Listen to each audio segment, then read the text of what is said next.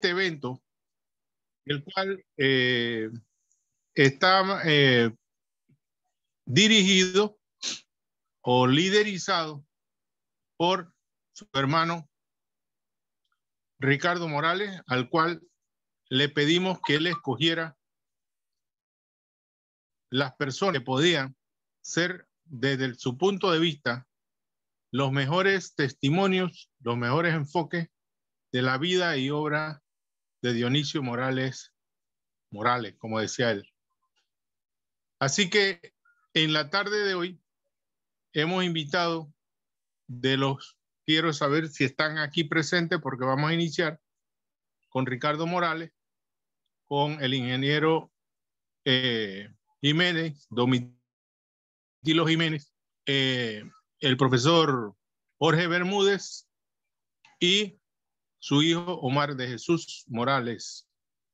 Así que le damos la bienvenida a todos ellos y sé que sus aportes en 10 minutos para cada uno nos va a dar la primera, como dice uno, la base para luego entonces entrar en preguntas y respuestas y ampliar cualquier otro dato de interés del público que nos está acompañando. Muchísimas gracias por estar con nosotros, con el Grupo Historia de Veraguas, que cada vez se proyecta más recogiendo la historia de Veraguas, muchas veces desconocida por tantos ciudadanos veragüenses como por el resto del país. Entonces tenemos en primer lugar a Ricardo Morales. Usted tiene la palabra, Ricardo.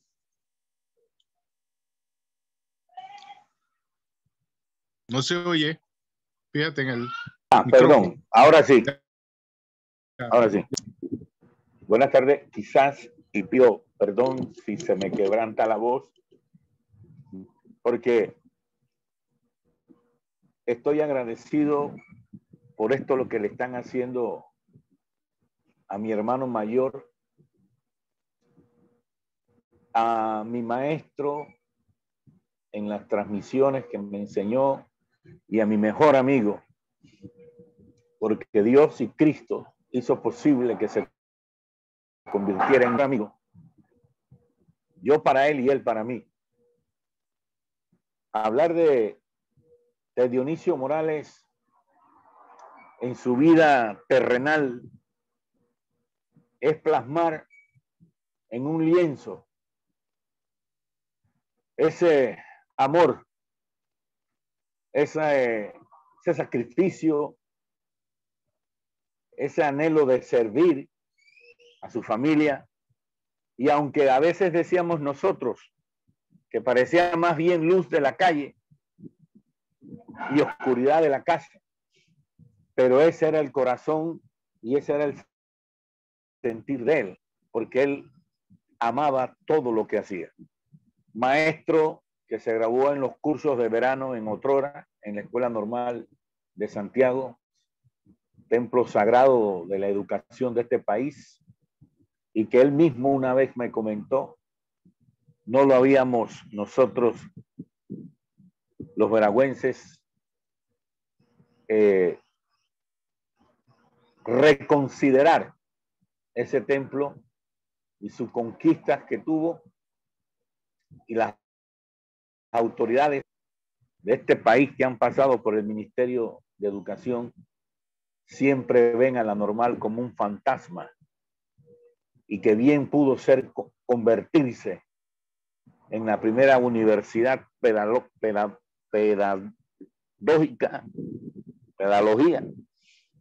de este país, y hubiesen tenido los veragüenses, hemos tenido los veragüenses la oportunidad de abrir esas puertas para recibir de cualquier parte aquel que tiene ese sagrado don de enseñar a la juventud.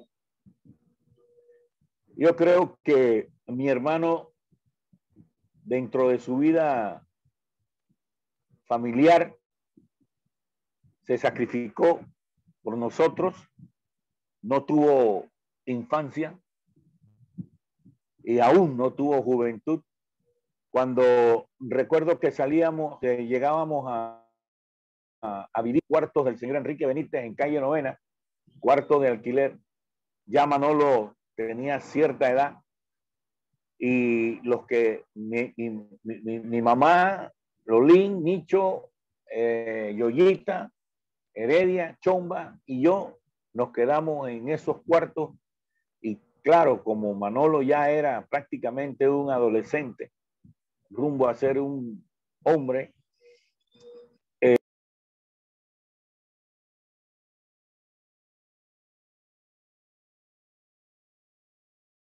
mi papá y mi mamá que viviera donde mi abuela Silvestre, que vivía en calle Novena ahí.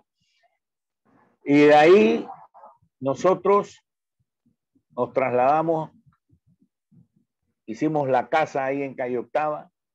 Manolo trabajó en ella.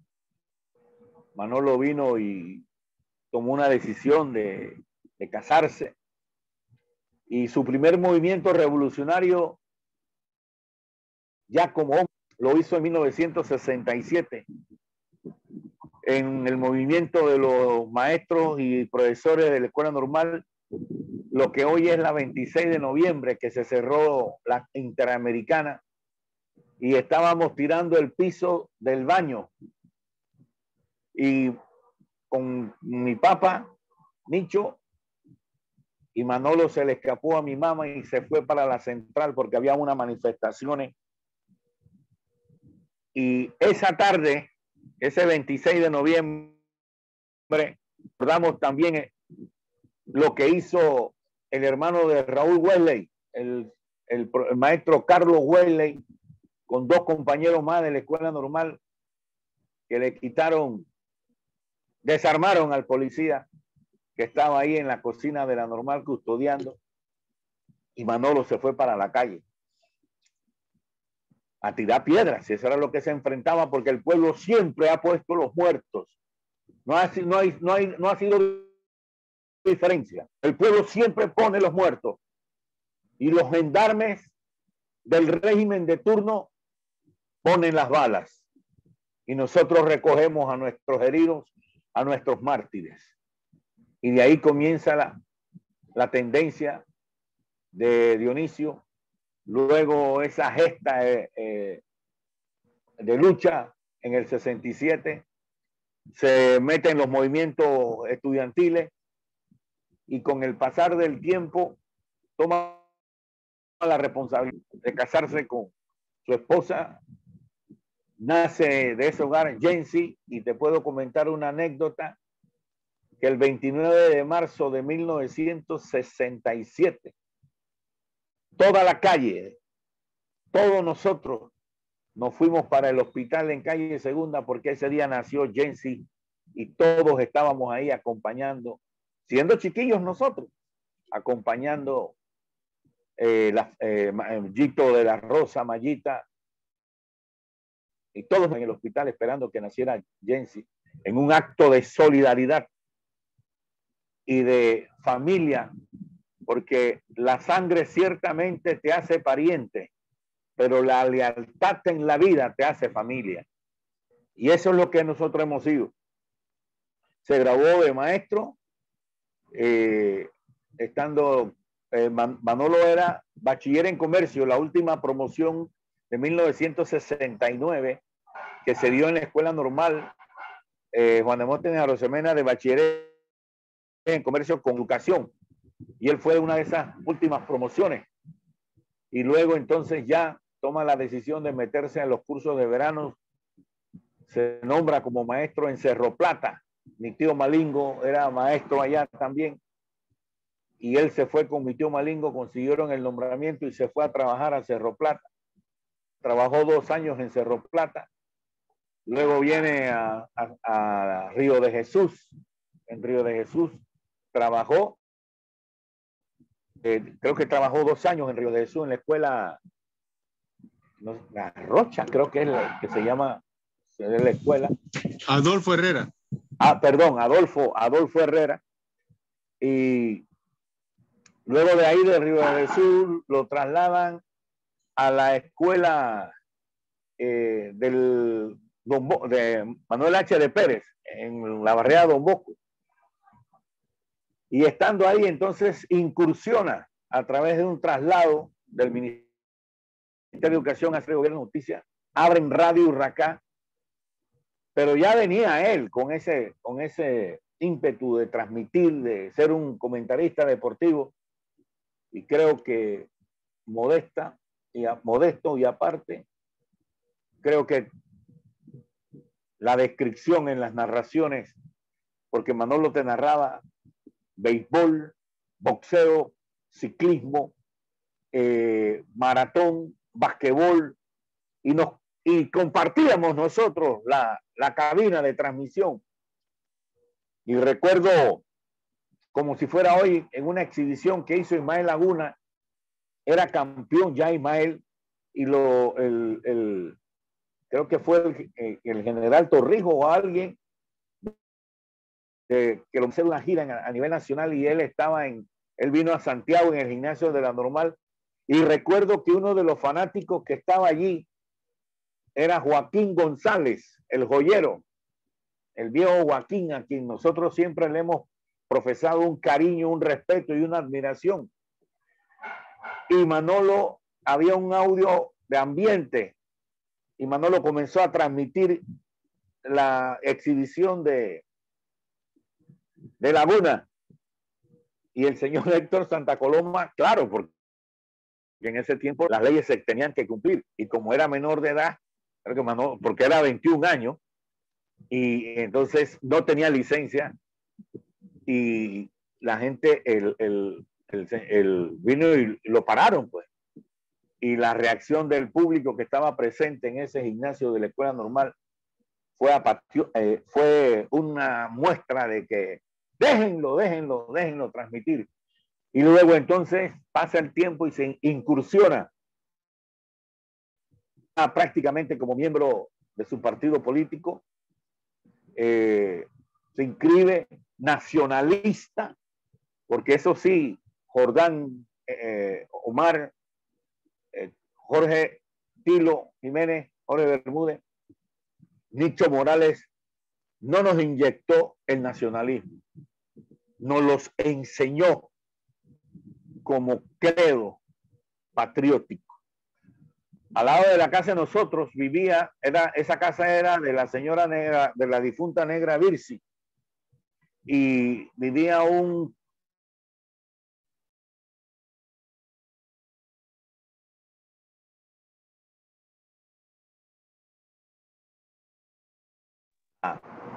inscribida en la zona del canal, y mi papá le dijo: si usted cree que ustedes trajeron esa tierra de California, está equivocado. Su hijo es panameño, y si ese muchacho hasta el sol de hoy está vivo, es panameño. Incursiona entonces ahí, y ya como es conocido, armas el 20 de diciembre, se inscribe como batallonero de la dignidad, y comienza creyendo en ese nacionalismo, en esa euforia patriótica ferviente.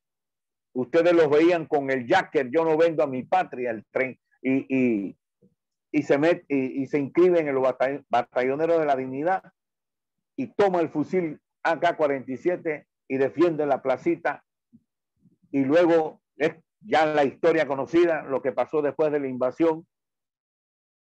Pero el 30 de diciembre de 1999, el 30 llegan a mi casa aquí en Villalucre, él y Wilfredo Pineda, y el 31 a las 5 de la mañana nos fuimos para la Fundación Omar Torrijos, en donde de la Fundación Omar Torrijos hasta el mausoleo del general allá en Amador, Manolo fue trotando una carrera, y la gente se quedaba asombrada. Y llegamos allá donde el comandante de los pobres, Omar Torrijos, porque él era un torrijista, y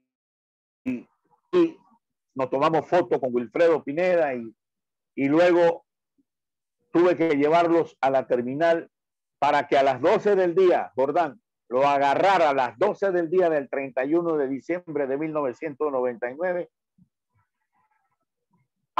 en Santiago de Veraguas, enarbolando la bandera patria por toda la central y gritando una sola bandera y un solo territorio. Esa fue la vida política de Dionisio Morales. Gracias, Jordán.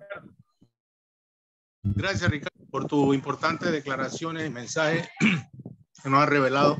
Para muchos desconocíamos toda esta parte, por eso sabíamos que esta tertulia va a aportar muchos elementos históricos a la provincia de Veragua y a su propia identidad. En esta primera ronda, dar la oportunidad ahora para que otro de los invitados, no sé si está, porque no lo veo en el no sé si está el profesor Jorge Bermúdez, ¿se encuentra? Por favor. Domitilo Jiménez, ¿se encuentra? Bueno, entonces está Omar de Jesús Morales. Mientras llegan los otros invitados, los otros expositores, vamos a darle paso entonces a Omar de Jesús Morales, que también en 10, 12, 15 minutos nos puede dar mucho más sobre la vida de tu papá. Adelante, Omar. Bienvenido. Muchas gracias, profesor Víctor Jordán. Agradeciendo a todos los presentes que están aquí en esta sesión, recordando la vida de un hombre nacionalista, un verdadero patriota. Ese hombre fue la persona que me regaló la vida y también se la regaló a mis hermanos. Y para continuar con las palabras de mi tío Ricardo, donde pues habló de la infancia de quien fue en vida Dionisio Morales Medina, o Junior, como él decía. A mí me tocó conocer a mi papá como locutor. Recuerdo que trabajaba me pueden corregir si digo algo incorrecto, pero creo que era Radio Nacional, donde formaba parte de los Halcones Hijos. También recuerdo claramente cuando en un desfile de Fiestas Patrias del año 1989, mi papá desfiló vestido de negro, empuñando un fusil AK-47. Recuerdo vagamente cuando pasaban como las tropas en el desfile y posteriormente en el Parque Juan Demóstenes Arosemena de Santiago nos tomamos una foto que con mucho cariño y recuerdo ese momento.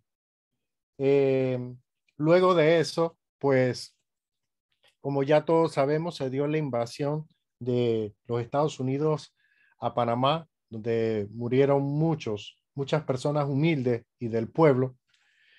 Y posterior a esos eventos, mi papá tuvo que salir adelante y me tocó estar junto a él y vivir esos momentos donde mi papá comenzó a trabajar como obrero de la construcción. Creo que su primer trabajo posterior a lo que fue la invasión fue remodelando la clínica de la doctora Philip, la dentista, quien es mi madrina, gracias a que mi abuelo Misael, el papá de mi mamá, era el maestro de obra y pues conversaron con mi madrina y le dijeron que mi madrina no estaba de acuerdo porque ella decía que mi papá era un profesional y como mi papá iba a tirar pico y pala y iba a estar trabajando como un peón, como un ayudante.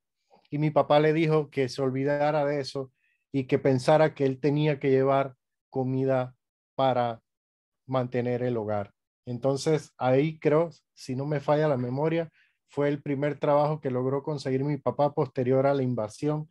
Luego de trabajar en la clínica de la doctora Philip, pasó a trabajar a la estación Castañeda. Recuerdo que iba caminando con mi abuelo Nicho a llevarle comida al mediodía y yo me sentaba alrededor de la construcción y lo veía trabajar y recuerdo un hecho que se dio, tal vez no tan bueno, donde un taxista pasó y le gritaba cosas a mi papá y en el momento él agarró el pico que tenía en la mano y comenzó a caminar para estrellárselo en el vidrio del carro de la que le comenzó a gritar y mi abuelo lo agarró por la mano y le dijo, Manolo, cálmate, cálmate. Esas son las cosas que después de la invasión a mi papá le tocó vivir y con todo esto creo que mi papá también tuvo que aprender o no aprender, sino fue humilde porque independientemente de que la gente lo señalaba y lo criticaba en la calle, él siempre salía con la frente en alto pensando en que tenía que sacar su flante. Posterior a estar trabajando en la estación Castañeda, recuerdo que comenzó a manejar la unidad 33. Era un taxi verde doble cabina, si no me falla la memoria, del señor Pedro. Pedro, no recuerdo muy bien su apellido. También manejó otras unidades y bueno, ya para el año 94 yo aproximadamente tenía entre 9 o 10 años de edad, luego de que Ernesto Pérez Valladares gana la presidencia, me tocó acompañar a mi papá a Panamá. Subimos y bajamos escaleras, como decía él. Subimos muchas escaleras, bajamos muchas escaleras. Nos entrevistamos con muchas personas, con el doctor Sánchez Cárdenas, con Balbín Herrera y con muchas otras personalidades del gobierno de turno. Y recuerdo que mi papá, cuando entrábamos a la oficina, le pedía la oportunidad de trabajo, ¿verdad? A que lo ayudaran, porque este que está aquí decía, y yo era el que estaba al lado, es mi hijo y tengo que mantenerlo y nos estamos comiendo un cable. Esa era la frase que le decía a cada uno de ellos. Cuando estuvimos en el legislativo, recuerdo que el doctor Name, si no me falla la memoria, era legislador de nuestro circuito y mi papá me hizo tomar una foto en la curul del doctor Name y me dijo, espero que en algún momento de tu vida tú llegues aquí a este lugar para que defienda los intereses del pueblo. Lastimosamente, eso no se lo voy a poder cumplir a mi papá porque soy una persona totalmente apolítica, por decirlo de manera, eh, pero darme o darle la satisfacción a mi papá de estar en otros escenarios, no políticos, sino musicales y culturales, ¿ya? Mi papá tuvo la oportunidad de verme dirigir en Colombia bandas sinfónicas. También tuvo la oportunidad, no presente, pero sí en video, de verme dirigir en la biblioteca, en el Teatro de la Biblioteca Nacional de Caracas. Tuvo la oportunidad de verme dirigir en los Estados Unidos, en la Universidad de Wisconsin, en la Universidad de Vanderbilt. Me observó dirigiendo en Alacuás, Valencia, España. Pues, en fin, tuvo la oportunidad de verme en otros escenarios. La vida me regaló esa oportunidad de regalarle esa satisfacción a mi padre. Y la última que le pude dar fue el pasado 25 de noviembre de 2020, cuando se estrenó la marcha Un Canto al Bicentenario de mi hermano Daniel Rujano, compositor de la letra, la música del maestro Abdiel Ortiz Peña, y mi persona se encargó de orquestarla para banda sinfónica y coro de niños. Mi papá estuvo ahí, pero antes del estreno de esa obra, yo le pedí a mi hermano que me diera la oportunidad de interpretar el tema Patria. Y en ese momento, cuando yo me paré en ese escenario, para mí, yo sabía que se lo estaba dedicando a ese hombre patriota, a ese hombre valiente, nacionalista, que tuvo esa valentía de empuñar un fusil para defender la patria, como lo dice nuestra Constitución. No puedo citar exactamente lo que dice la Constitución, pero él siempre me decía, hijo, yo lo hice porque así lo dice la Constitución de nuestro país. Todos los panameños tenemos el deber en un momento dado de defender la patria. Y eso fue lo que hizo mi papá. Pues para continuar, luego pues de que mi papá hizo muchas gestiones y estuve acompañándolo siempre, me decía, hijo, estudia para que no le des las buenas noches a la vaca. Tengo entendido que esa es una frase que le enseñó mi abuela Ninín a mi papá y él me la transmitió a mí. Y luego de eso me decía, estudia para que no te veas en la penosa necesidad de estar como estoy yo en este momento. Y eso se me quedó para mí siempre, lo he guardado y siempre le cumplí eso a mi papá. Bien, él tuvo la oportunidad entonces de empezar a trabajar como relacionista público en el MIDI. Recuerdo muy bien que empezó a trabajar ahí, aparte de ser relacionista público y por la entidad del Estado donde él estaba desarrollando su vocación, le dio la oportunidad de ayudar a muchas personas humildes. Tal vez mi papá no era la persona que firmaba un documento o el que daba la orden de entregar un apoyo de materiales o qué sé yo, pero fue el instrumento para ayudar a muchas personas humildes. Y yo recuerdo claramente porque lo acompañé a muchas giras donde personas humildes y necesitadas se vieron beneficiadas por las labores que hacía mi papá. Además, pues también la vida me dio la oportunidad de acompañarlo como locutor. Me recorrí casi que todo el país con él, transmitiendo los juegos de béisbol. Casi que conozco todos los estadios gracias a mi papá. Cuando Eric Espino batió el hit 500, mi papá me tenía disfrazado de indio y en el acto me subieron allá y yo estuve participando de esos actos. Posteriormente, si no me falla la memoria, en el año 96, Eric Espino fue director de la juvenil y fue, puedo estar equivocado, cualquier cuestión me corrigen, la primera vez que la juvenil ganó un subcampeonato. Yo estuve ahí como mascota del equipo. Tuve la oportunidad de relacionarme con, por ejemplo, Jean Paul Herrera, Giomar Álvarez, que era el catcher, si no me falla la memoria, un Henderson, que era fielder. Y bueno, tuve la oportunidad de conocer a muchas personas del béisbol gracias a mi papá. Además de locutor, también tuve la oportunidad de verlo como maestro, porque fue maestro de educación física en la escuela Juan Ramón, donde yo estudié hasta sexto grado, y fue mi maestro casualmente de educación física, así que también tuve la oportunidad de verlo en acción como maestro y locutor. Lo acompañaba junto a los hijos del doctor Sugasti al programa mejor del deporte que se daba a la 1 de la tarde o 1:30 en Radio Veraguas. Entonces, brevemente, para no extenderme, creo que he podido resumir todo lo que ha sido la vida de un hombre trabajador que fue maestro de obra, que manejó taxi, que fue maestro, que fue locutor, que fue relacionista público y además también fue un padre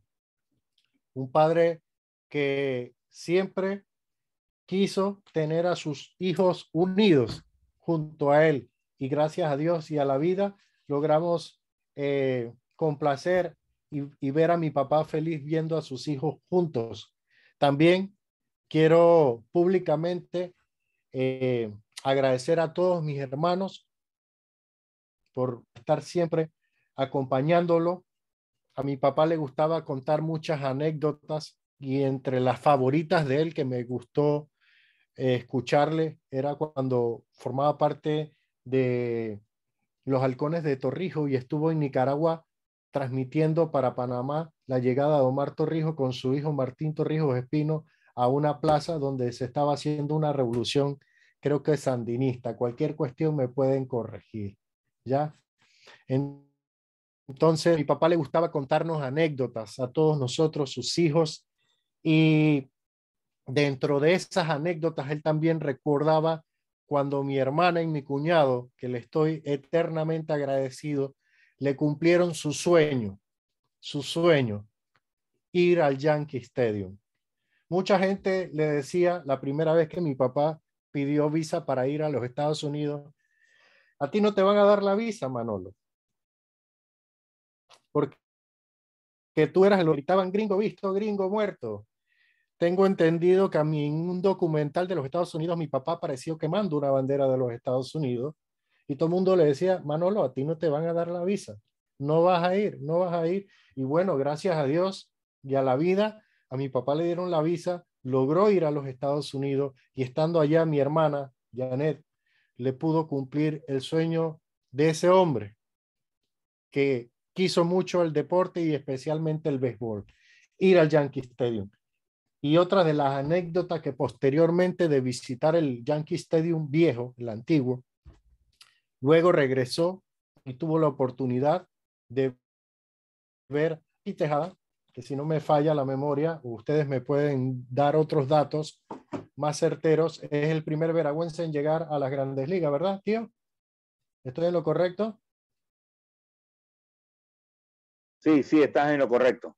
Bueno, entonces el primer Grandes Ligas. El primer veragüense Grandes Ligas, mi papá tuvo la oportunidad de estar ahí, de verlo jugar acompañado de mi hermana y no contento con solo ver un partido, tuvo la oportunidad de ver un segundo juego y en ese segundo juego tuvo la oportunidad de estar junto al rookie y el rookie tuvo un detalle muy hermoso, ya que mi papá transmitía los juegos de los niños que iban a Williamsport y todo este proceso beisbolista que se dio en los niños infantiles del béisbol. Él estuvo siempre con él y ahí tuvo relación con el rookie Tejada y ya estando en las Grandes Ligas, mi papá ahí en el estadio de los Mets viéndolo jugar, el rookie tuvo el detalle con mi papá y con mi hermana de llamar al seguridad del estadio y mandar a buscar a mi papá para que fuera de los familiares de los jugadores. Y desde allá estuvo mi papá la oportunidad de ver al rookie Tejada jugar el béisbol y posteriormente entrevistarlo en el área de prensa y a todos los jugadores de las Grandes Ligas que conformaban estos equipos. Quiero darle la oportunidad a otras personas para que también cuenten anécdotas de mi papá. Estoy muy agradecido con todos por esta oportunidad y le paso la voz nuevamente al profesor Víctor Jordán. Muy bien, estimado amigo Omar de Jesús, tus palabras llevan muchos aspectos importantes en la vida de un hombre. Y yo recojo aquí varias cosas que tú has mencionado y quiero que el público que nos está oyendo y está participando lo tenga en cuenta en el futuro. ¿Cómo es estereotipado, cómo es discriminado un panameño que asume la responsabilidad de tomar las armas para defender su país cumpliendo con la Constitución? ¿Cómo el cerco de hambre, el cerco del desempleo afecta no solo a los valientes, a los héroes, sino a toda una familia? Cómo se cierran las puertas de todo un aparato del Estado cuando se quiere, digo yo, eliminar, desaparecer ese espíritu patriota y ese espíritu de valiente, ese espíritu de protagonismo que demostró Dionisio Morales. Pero también reconozco ahí lo que tú has mencionado, el espíritu, el gran espíritu que tenía tu padre para incentivarlo, mantener esa motivación a pesar de todas estas vicisitudes, el espíritu en alto y que, como dijo, el espíritu del estudio, el espíritu de no claudicar, el espíritu de luchar siempre en cualquier adversidad. Eso realmente me llama la atención. Y el juego principal de nicho que tú has mencionado, que yo lo considero el hombre utility. Siempre en un juego, en un equipo, en una obra de teatro, en una orquesta, en un evento cultural, hay un utility. Es aquel que nunca te dice no y te hace de todo lo que tú le mandes. Yo considero que tú has destacado, que se ha revelado ese hombre en estos momentos. Y lo parte más importante, yo creo que Dionisio nunca pudo decir que ambicionaba ser millonario ni tener dinero. Y vio el deporte no como una fuente de negocio, sino como una oportunidad para promover al hombre, al joven, al niño. Y creo que todo ese sacrificio que él hizo, de viajar, de narrar, de meterse, de vivir, todo eso era precisamente para lograr algún cambio en el deporte. Y yo, después de toda esa faceta, después de toda esa facena, de toda esa jornada, podemos decir que Dionisio Morales promovió algo que el Estado no hizo, y tomar el liderazgo en todos los campos para servir y para contribuir a hacer cosas que por sus instituciones o mandatos jurídicos debieron haberse hecho por las instituciones y por funcionarios o por los llamados líderes gobernantes, y nunca se hicieron. Entonces, sí escuchaba la voz en la emisora contra la corrupción, contra la ineptitud, contra la incapacidad, contra la poca sensibilidad, contra la pereza, contra la injusticia, la burocracia con que se manejaban los gobiernos para poder atender a los ciudadanos. Creo que eso tú lo has señalado con tu palabra a tu manera, y realmente te lo agradecemos porque estamos muy agradecidos de lo que tú has dicho, lo que ha dicho Ricardo. Vamos a ver si tenemos aquí a los otros compañeros que fueron invitados como panelistas. Profesor Bermúdez, si está listo, está en el grupo, o el ingeniero Domitilo Jiménez, están en la sala, estarán conectados, o si no, damos entonces, si no están, entonces damos la vuelta, como decimos nosotros, para la última fase que quiera hablar Ricardo, y también usted. Y luego entonces entramos en algunas aportes y anécdotas que yo también quiero aportar, y otros que estoy seguro que están aquí, que sé de las amistades, de los amigos, de los grandes y los miles de amigos que tiene Nicho Morales. Entonces no está Domitilo Jiménez, ni Don John. Ni Don John tampoco. Ellos estuvieron conectados. Ellos estuvieron conectados, profesor. Ninguno Conectado de y se le fue. Debe ser que hay problemas. Es que esta tecnología es una... Pienso que debe usted iniciar y luego el periodo de preguntas y respuestas. Okay. Entonces vamos a darle la última ronda a Ricardo para ver si Ricardo nos da algunas cosas que se han quedado en tu primera versión, tu primer mensaje, que son importantes en la obra de Dionisio Morales. Adelante, Ricardo. Gracias, prof. Yo creo que Omar de Jesús lo dijo todo, pero yo también tengo anécdotas con él. Me tocó acompañarlo, compartimos cabina, y ese era, y te quiero comentar algo muy importante. Luego de la invasión, él estaba sin trabajo, y entonces nosotros nos reunimos, Nicho, Lolín, y yo, y decidimos, bueno, como yo estaba trabajando aquí en Panamá en el Seguro Social y Chomba era maestra, mi papá estaba jubilado, creo, y mi mamá tenía una pensión de invalidez. Decidimos aportar todas las quincenas un dinero para dárselo, para que siguiera adelante. Y Manolo lo que hizo fue, y eso ocurrió en la casa de nosotros, en el portal de la casa, llorando, nos dijo a nosotros que gracias por lo que nosotros estábamos pensando y tratar de hacer, pero que él era un hombre y como hombre tenía que enfrentar esa situación. Y la enfrentó como los grandes. La enfrentó como un hombre, porque cuando luego de la invasión yo estuve en Santiago y nos sentamos a hablar y me decía, ¿qué hago?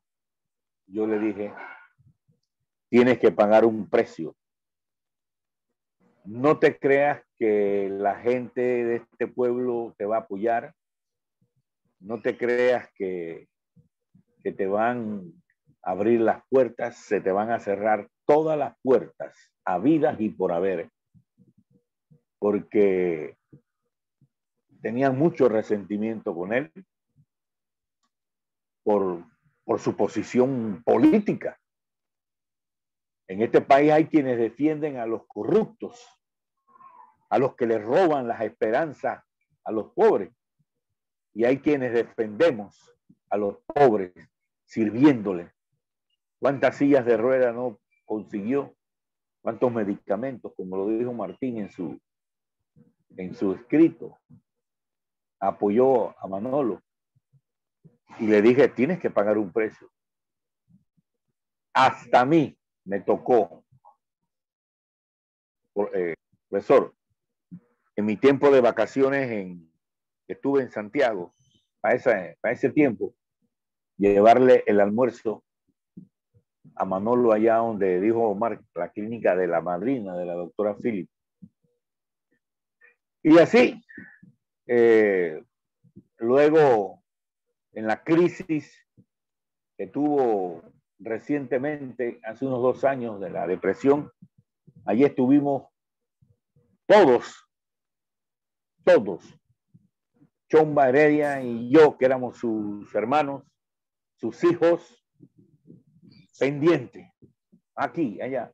Íbamos a la mesa, repartíamos en la mesa para la Semana Santa, y yo nunca, en las crisis, en las situaciones que él enfrentó, nunca lo dejé solo, lo apoyé. Y en estos días, casualmente el lunes, le comentaba a Janet que todas las tardes, a las 5 de la tarde, tenía por costumbre de llamarlo todos los días de Dios. Y el lunes, cuando llegué del trabajo y me siento, eran las 5:30 y me acordé. Y se me aguaron los ojos. Me dio nostalgia. Y bueno, eso quería compartir. Y adelante, profesor. Muchas gracias, Ricardo. Obviamente, yo quiero decirte que en los momentos difíciles de discriminación, de apartheid, que se le hicieron a todos, no solamente a Nicho, a todos vivimos en eso. Nosotros, yo no fui parte directa del batallón, pero estaba en el gobierno, éramos funcionarios y teníamos también una posición vertical frente a la corrupción del mismo gobierno, la misma estructura de poder. Y a nosotros, a todos, apenas llegó el gobierno de Endara, que asumió el poder, nos votó a todos. Creo que en ese primer decreto en el MIDA Central se llevó como a 300 funcionarios. 300. Y recurrimos al obispo, recurrimos a la defensoría, y recurrimos a todo el mundo y nadie nos ponía atención.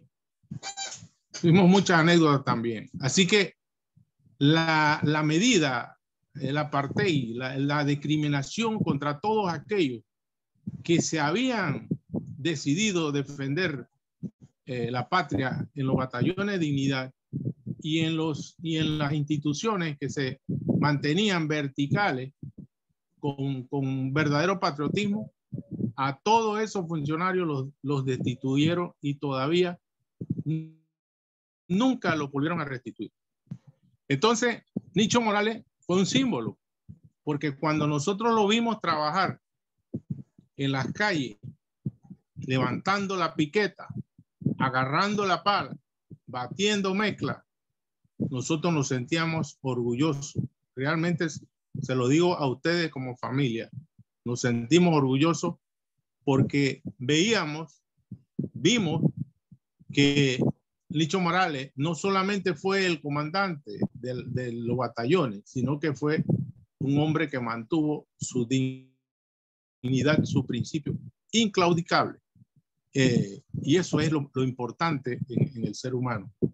Creo que la historia lo juzgará como valiente, como una persona digna, y que lógicamente tendremos y todavía hay muchos detractores de Nicho y de todos aquellos que son verticales, que son honrados, como tú has dicho, Ricardo.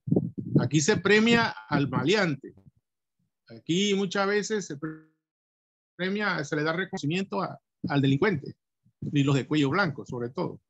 Pero aquel que es honrado, aquel que es honesto, aquel que tiene una conducta ciudadana, entonces es discriminado. Así que...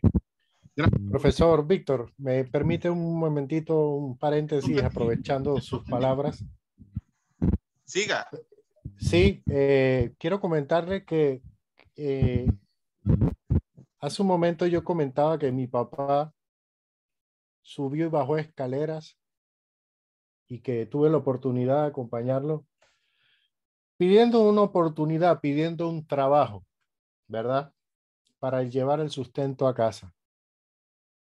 Pero mi papá nunca subió y bajó escaleras por corrupción, por recibir sobornos, algo que pareciera que se ha convertido en una costumbre aquí en Panamá. Personas cada lunes, cada martes subiendo y bajando escaleras de los tribunales porque se les acusa de estos tipos de actos. Entonces, si haciendo el comentario, y algo que él también nos enseñó, es darle gracias a Dios por esa taza de café que nos tomamos todos los días. Es preferible tomarnos esa taza de café y estar junto a nuestra familia a estar subiendo y bajando escaleras o que nos estén llevando café a otros lugares. Bueno, con eso agradecemos pues Jesús, Omar de Jesús, mensaje final. Vamos a abrir entonces el compás para que otras personas puedan participar y dar su punto de vista, su opinión, comentario. Por favor, abrimos entonces. El que quiera decir puede chatear o lo puede también pedir la palabra, que Jairo, que controla ya las pantallas, lo pueda identificarlo. Adelante, compañero. Sí, buenas tardes a todos. Ya el profesor Víctor dijo, abrimos el compás para preguntas y respuestas. La mecánica es la siguiente: desconecta su micrófono, hace la pregunta a través de aquí del Zoom o hace su comentario breve para hacer nutrido este Zoom. Así que profesor Víctor, cualquier pregunta o cualquier cosa que vayan dejándola en el chat del Zoom. Este es el momento para dejar su comentario. Aprovecho también para decirle que todos los miércoles de cada semana tenemos reservado un espacio desde las 4:30 en adelante para hacer lo que es el resumen y el contamiento de la historia de nuestra amada provincia de Veraguas. De igual manera, instamos a los que estén en la sala o los que nos estén viendo dentro de otras plataformas, ya sea en YouTube, donde subimos siempre nuestros videos, en el YouTube Creativo Channel C9. También lo estamos compartiendo desde la página de YouTube Arquitecto Sebastián Aguilar y en las plataformas de Facebook del Grupo Historia de Veraguas. Así que profesor Víctor, tiene el comando para iniciar el periodo de preguntas y respuestas.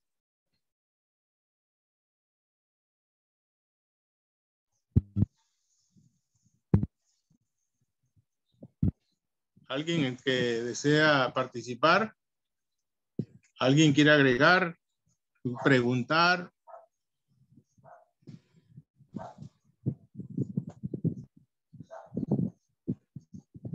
También es válido los aportes, profesor. Es válido los aportes, hacer algún aporte que tengan alguna historia, alguna anécdota. Todas esas cosas valen para el desenvolvimiento de este Zoom.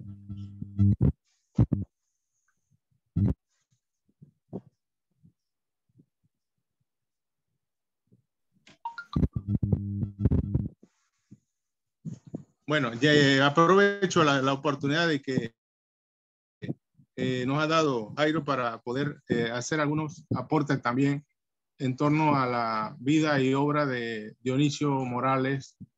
Yo pienso que creo que será difícil poder recoger toda la historia de Dionisio. Esa es una tarea que le compete a sus hijos, a sus hermanos, pero toda esta obra de él no puede quedar, no se puede olvidar. No se debe olvidar porque la historia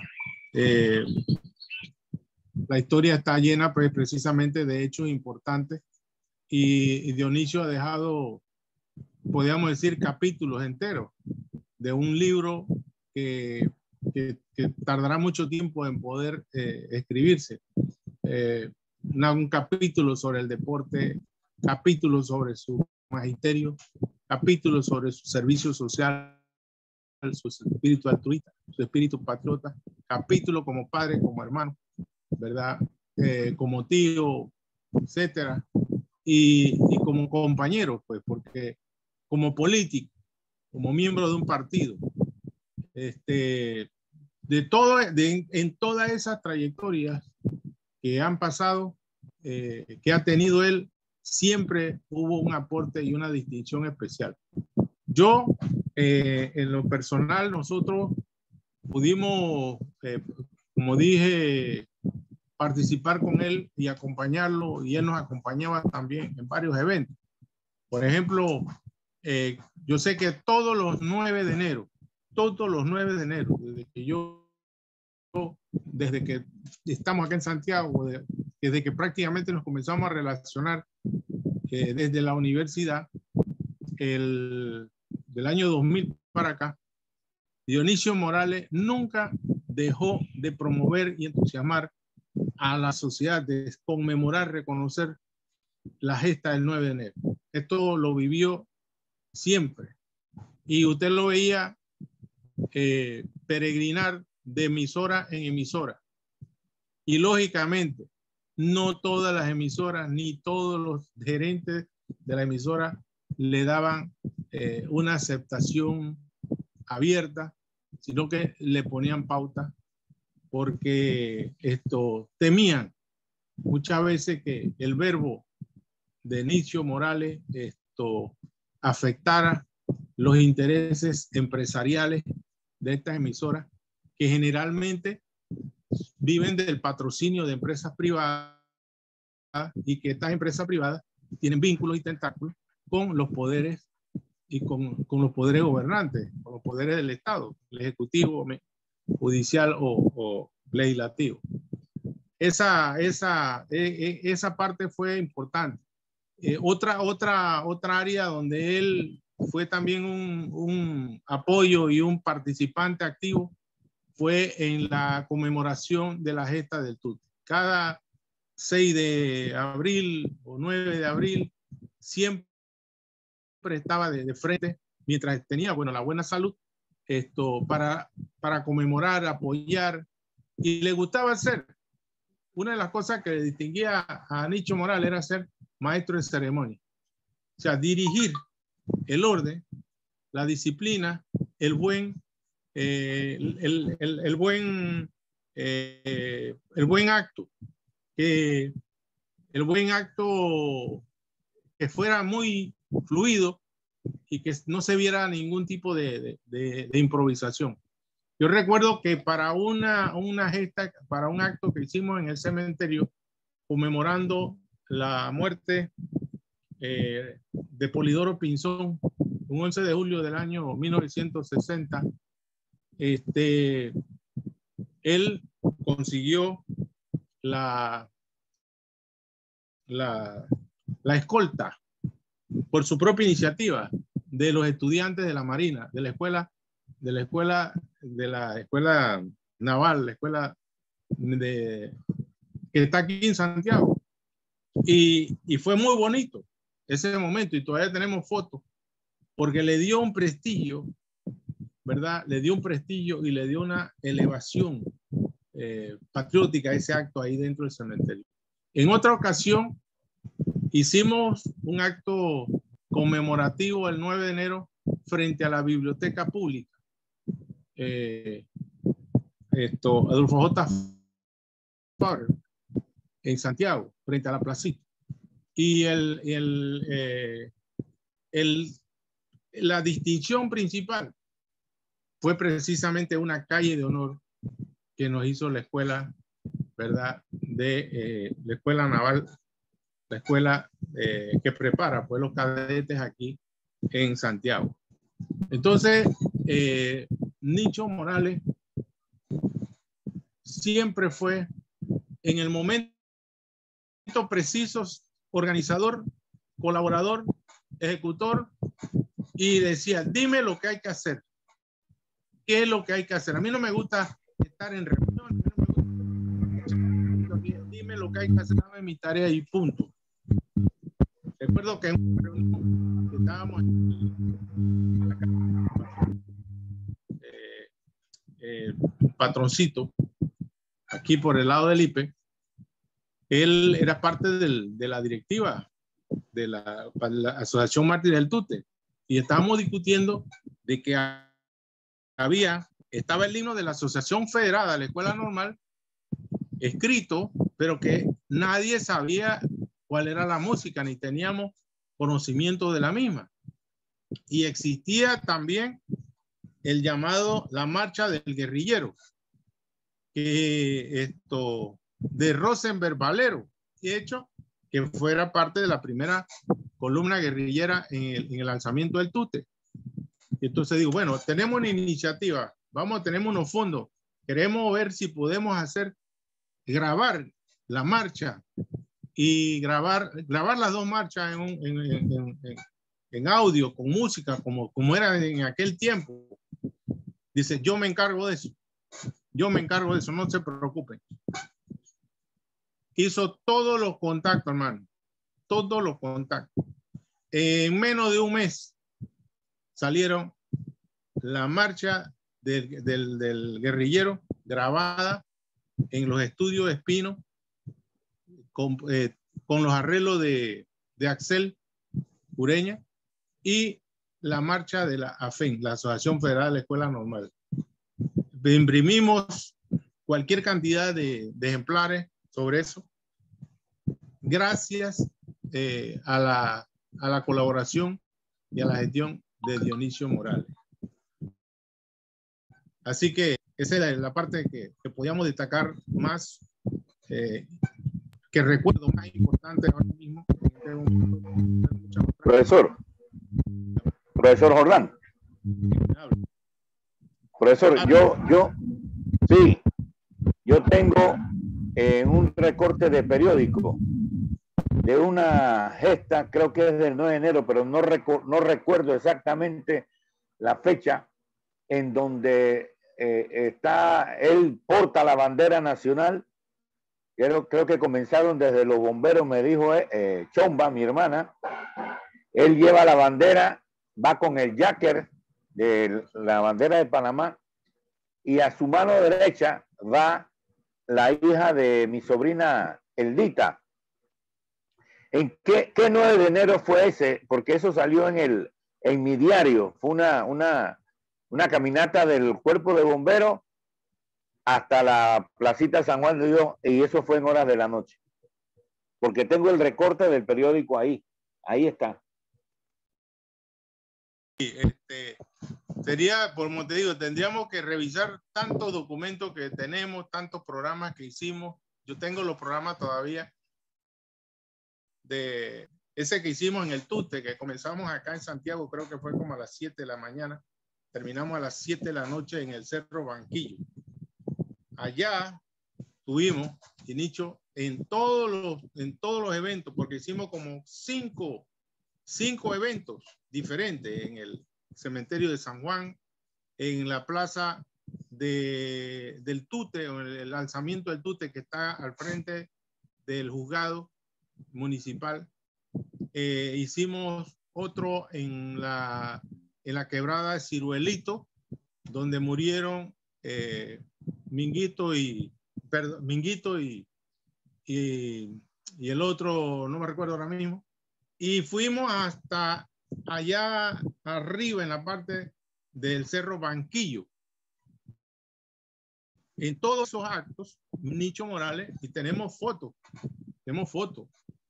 fue el maestro de ceremonia. Entonces, esto es importante que se conozca para todos los veragüenses, para ustedes, la familia. Y hay mucho material que recoger. Así es, profesor. Me permite un momentito, me gustaría destacar que también mi papá organizaba todos los 31 de julio, si no me falla la memoria, en el estadio donde está el busto de Omar Torrijos, celebrando pues, o conmemorando, ¿verdad? La muerte, si no me equivoco, tío, del general Torrijos. Perfecto. Y el último homenaje que se le hizo de recordación el 31 de julio fue en el 2015, el 31 de julio del 2015, en donde un señor apellido Herrera, que el hijo es capitán del Cuerpo de Bomberos de Santiago, Dionisio Morales Jr. y yo, luego de ese acto cultural político, nos trasladamos a las oficinas del Tribunal Electoral que están en calle Novena, creo que están en calle Novena, a renunciar de manera irrevocable, no como un ministro de gobierno irrevocable a las 7 de la mañana y a las 5 de la tarde estaba de nuevo en el puesto. Molino, ¿no? Nosotros renunciamos de manera irrevocable hasta el sol de hoy al Partido Democrático, porque nosotros y yo, Ordán, yo me siento, y Manolo se sentía como un torrijista traicionado por la cúpula de ese partido que, como decía el propio comandante de los pobres, hay quienes piensan en el sonido de la caja registradora y hay quienes piensan que ese partido fue creado para debilitar el fisco o para que unos cuantos se hicieran. No, ese se hizo para resolver los problemas del pueblo y que lamentablemente después del 31 de julio de 1981, poco a poco se fueron rasgando los vestidos y olvidándose de esos principios fundamentales. Y lo más importante que nos dejó el comandante de los pobres, que podemos ver flamear una sola bandera en un solo territorio, aunque la oligarquía rancia y los poderosos se tomaron el área del canal. Adelante, profesor. Otra, y disculpe, para aprovechar un momentito, hay una parte que me gustaría destacar de la vida de mi papá, no solo lo nacionalista y patriota que fue, sino también un hombre cristiano y servidor de la iglesia. Recuerdo cuando viajábamos a transmitir las novenas del Señor de los Milagros y cada vez que íbamos en la recta, donde hay una curva y al frente se ve un cerro, no sé bien el área, ¿cómo se llama? El Gavilán, creo. Él decía, en ese cerro vamos a poner una cruz que diga abajo, gracias Señor de los Milagros, algo así. Y yo lo escuchaba todos los días mencionar esa idea. y si no me equivoco, creo que fue con ayuda del padre Eudoro y la familia Esteves que se lograron organizar con la comunidad. Y cuando uno va viajando hacia la mesa o hacia el área de David, todos los panameños que entran en esa recta y al frente está el Cerro del Gavilán, si no me equivoco el lugar, van a ver una gran cruz en todo el centro del cerro con un mensaje del Señor de los Milagros. Esa fue una idea de mi papá en conjunto con la comunidad que lograron organizar. Ayudó mucho a la iglesia en la mesa, transmitiendo las novenas, ayudando a la comunidad, aparte de las del Señor de los Milagros, la del San Marcelo. Así que aparte de nacionalista y patriota, también Dionisio Morales Jr. fue un hombre cristiano. Eso era lo que quería comentarle, profesor. Efectivamente. Bueno, agradecemos a Omar de Jesús por sus aportes, por su contribución. Sabemos que no es fácil hablar cuando uno es humilde de las obras de nuestros padres, porque pareciera que es una propiedad privada y que muchas personas se incomodan, quizás se incomoden porque uno habla de su familia, de las cosas buenas y sobre todo de nuestros padres, y a algunos no les gusta, ¿no? Pero estamos en un programa objetivo, un programa que hace historia de Veragua, que quizás dentro de 20 o 30 años, cuando ya no estemos en este mundo, la gente van a preguntar, o la gente quiere saber quién fue Dionisio Morales, qué hizo Dionisio Morales. Y aquí estará ese testimonio, aquí estará esa obra, lo que aquí se ha grabado, para que quede para la historia. Y gracias, Ricardo, por tus aportes. Sabemos que todavía hay mucho que hablar, mucho que contar y que escribir. Yo pienso que sigue la tarea inconclusa de hacer esa obra escrita. Yo pienso que de Omar, de Dionisio, se puede hacer hasta una película completa y tendría mucho atractivo. Creo que es completa y que, bueno, hay que hacer el guión, hay que hacer el trabajo, hay que escribir. Y yo los invito a que se mantenga esa llama encendida de Dionisio y que se contacten cada vez más con los amigos que ustedes saben que es, para que también escriban una parte y se hagan un libro. Entonces, de pedazo a pedazo, vamos formando una sábana, ¿verdad?, de pensamiento y obra de Dionisio. Así que para que se despidan, por favor, María Jesús. Bueno, yo quiero comentarle. Aquí en la mano alzada el señor José Tomás González, que quiere hacer un aporte.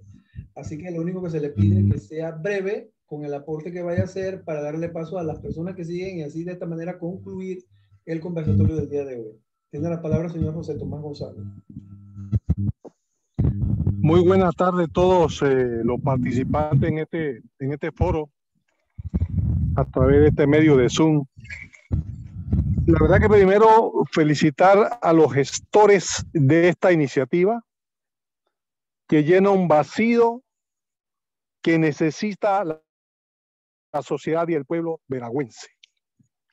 Y en segundo lugar, para referirme al tema principal, que es reconocer la memoria de la vida ejemplar de Dionisio.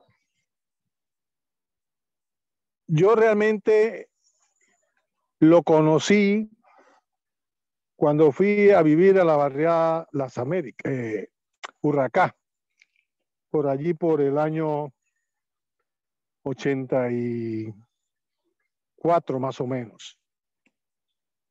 Y me impresionó de momento su forma de pensar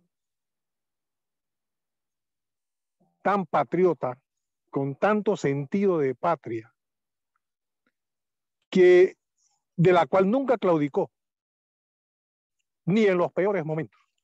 Fue cuando verdaderamente se templó el acero de su patriotismo, en los peores momentos. ponerse a hablar, no va a haber espacio de tiempo para dimensionar su legado. Pero sí es importante rescatar y destacar que se puede estar de acuerdo o no con su pensamiento. Pero lo que sí no se le puede tachar es de que no se preocupó por su patria, que no dio el esfuerzo para un Panamá mejor. Y ese legado, que es del conocimiento de su familia, de sus hijos, acabo de escuchar a uno de los hijos hablar allí, y también de los amigos que lo conocieron mucho más que lo que yo le conocí. Lo que sí es importante es que se ha destacado este momento, esta hora, para reconocer, para valorar a un hombre del pueblo, un hombre nacido y criado y vivido en el pueblo, hecho del mismo barro de toda la comunidad popular de Veraguas. Para concretizar, desde aquí le lanzo una frase in memoriam al amigo Dionisio. Dionisio, no araste en el desierto.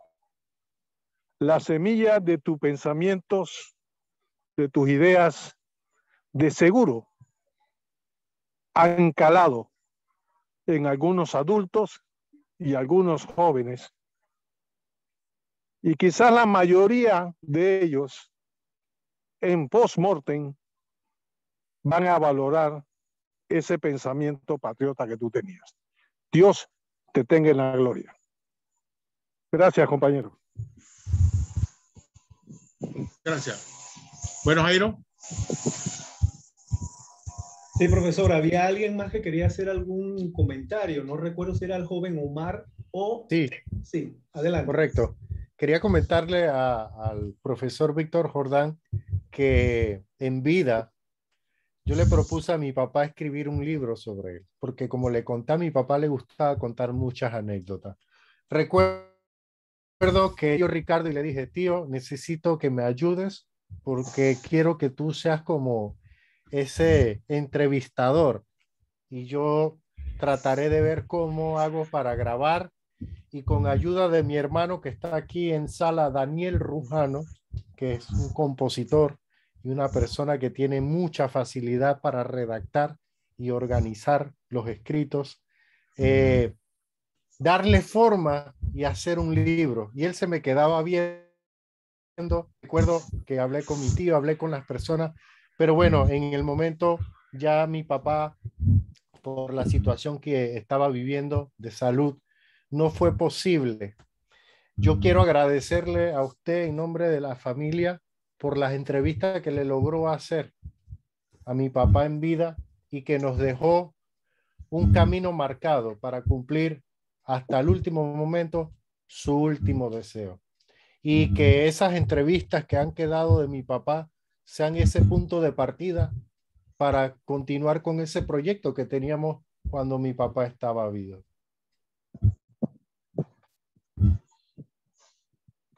Gracias. Bueno, de esta manera, Jairo, cerramos entonces un capítulo. Profe, deme un minuto. Dele, nada más. Cierre. Quiero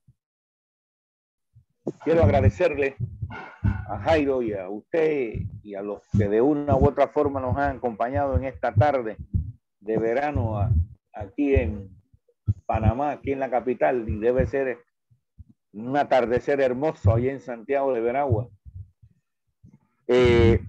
Omar, nosotros, como tú diste el libro, yo ya antes comencé a escribir lo que me tocó con él, su infancia, y tenemos, creo que quedé en la parte, sobre su trayectoria de periodista deportivo.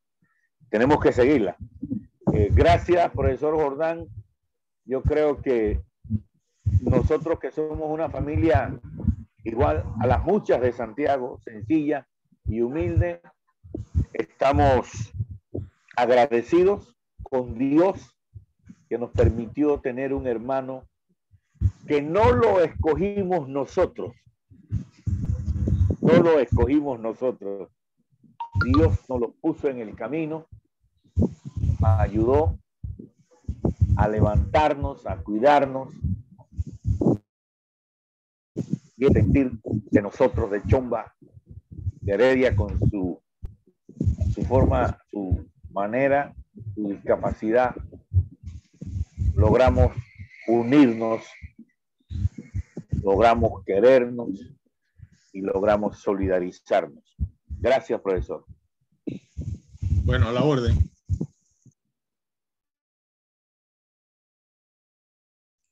Bueno, muchas gracias a todos por la atención prestada en este conversatorio que de verdad ha sido muy interesante. Los invitamos para el próximo miércoles a nuestro próximo conversatorio que será anunciado en semana, y dándole las gracias a todos por su asistencia y Dios los bendiga. Saludos.